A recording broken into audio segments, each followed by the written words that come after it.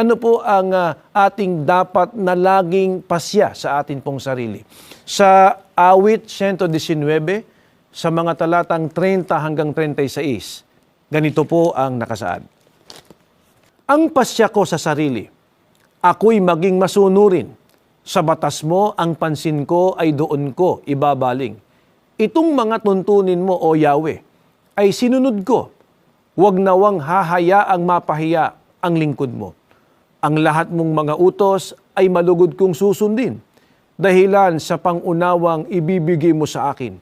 Ituro mo, O Yahweh, layunin ng kautusan, at iyon ang susundin ko habang ako'y nabubuhay.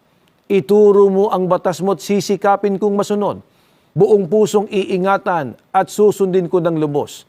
Sa pagsunod sa utos mo, ako'y iyong pangunahan, pagkat dito nakakamtan ang ligayang inaasam.